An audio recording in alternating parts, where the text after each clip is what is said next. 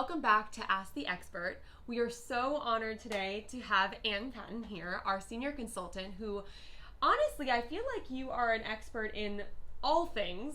So it's so wonderful to get to kind of focus in on a few things that really, I think, will help our viewers understand better about major gifts. Oh, so, that's great. One of my favorite topics. Yes, and certainly your expertise. So it's going to be a really nice conversation today. We'll ask some key questions, but feel free to sound off in the comments if you have something more specific that maybe Ann can answer for us. I would love to help. Yes, absolutely. And don't forget to join our nonprofit forum as well on Facebook if you do have additional questions you'd like to ask. And subscribe to our channel because we'll have lots more information on our Global Good channel.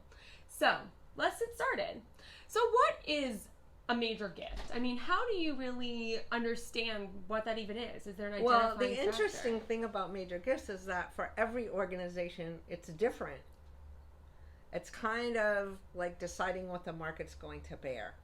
So if you look over the last 5 years, let's say, at your database, and you see that, of course, there's a range of gifts. And there are people that, for you, come near the top of that range. And for some organizations, it could be that the top of the range is mostly gifts of $10,000. And you may have an extraordinary gift of $50,000. But indeed, that gift is extraordinary because you don't have 25 donors that are giving $50,000. Most of your highest level donors are giving at $10,000. So that's your point that the market will bear.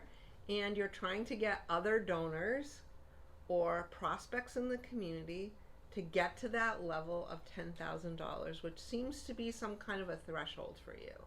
Okay. Very interesting. And so that's good to know too, because we all are at a different place. So we have people joining who are probably startups, or maybe they've been working in their nonprofit for years and years, and a major gift has changed or evolved for them. That's exactly right. That's Because wonderful to know. it does over time.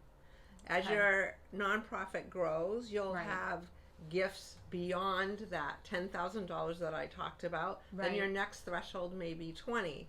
You'll have a whole group of donors that are giving at that level, and your major gift threshold will keep rising over time. Well, that's good. So there's always room for growth. That's right. That's the positive. Never ending. I love that. Okay, so how do we kind of go about identifying new major gift prospects from our current database? So if we're growing and we're always evolving, how are we finding these new donors?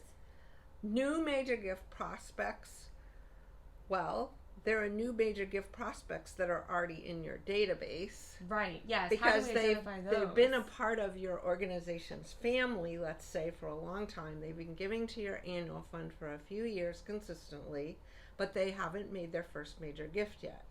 So those are your very best prospects because they already love you, but maybe they don't love you at the level that you think they could.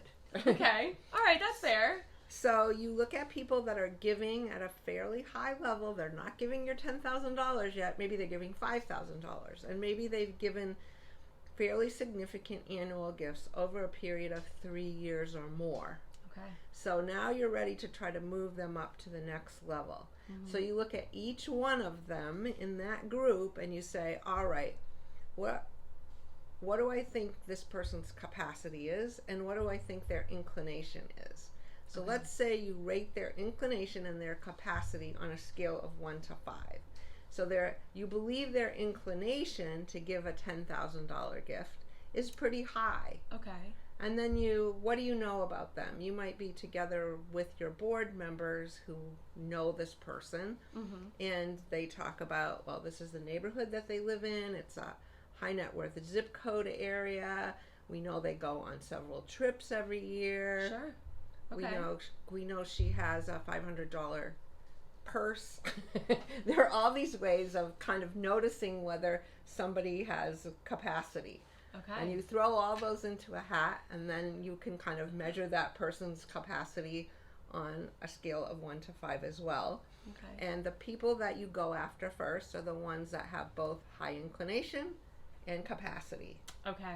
And so is this something that you would normally track in your database would you go in and talk about that inclination and what you're tracking and give them those numbers and those levels? Well, you probably could do it in your database. Okay. Nonprofit databases have different features. Right. But even if you didn't have a sophisticated database, you could certainly take blocks of donors and decide, like we were talking about those that were maybe giving $5,000 and you're trying to move them up to 10. Right. Okay. Get them all on a list and then sit down and do this process and decide what your next step with them is going to be. Right. And so how do you begin to approach them? Let's say you decide that their inclination is great and they're in a perfect position to be moved up to that major donor. How do you start to approach it? Well, usually people give at a high level to something that they care about. And so if your organization is working on a special project or a special program, it's best to begin to talk about that and how they can be part of the important group that's going to make the success of that program possible. Amazing. People like giving to something specific. Right. So if what you really want from them is a bigger operational gift, then you have to figure out if this and another group of people give a larger operational gift, what will that allow me to do that is going to bring my organization to the next level of excellence? And how am I going to tell that story to this person in a really compelling way? And who do I need to have with me? Is there a member of my board who's close to this person? Is there a donor that's already had this conversation with me and feels really good about what they've done that would like to go with me and tell why they did it?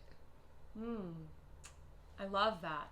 And so then you're connecting back to your mission, your story, that heartfelt connection that you probably already have with those donors, and you're just building on it. Well, the secondary benefit of bringing somebody with you is, guess what happens to that person that you bring with you? What? They are talking about your organization and the fact that they've supported it.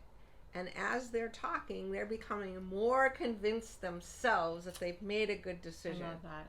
And often what ends up happening is maybe not right away, but pretty soon after, they make another gift. Or they are now supercharged to go on other conversations with you and become kind of a spokesperson for your organization because they feel so good about the part that they've played. It's amazing how that works. Oh my goodness. It's twofold. You get two things out of it, and I love that. It just reiterates what we already know about fundraising, really. It's that it's all relationships, and this is just another segment of that. If anybody has additional questions, please post them. Yes, absolutely. And I would be pleased to answer because there's several things that we didn't get into today. Yes. How you can identify major gift prospects through your board. And if they tell you they don't know anybody, they really do, and you can show them that they do. So we can talk about that next time. That's a great question. I'm going to hold that for next time because I think it's a good conversation to come up to. But if you have any other questions, comments, or concerns, I guess, about what we said, please feel free to sound off in the comments below or join our nonprofit community forum on Facebook.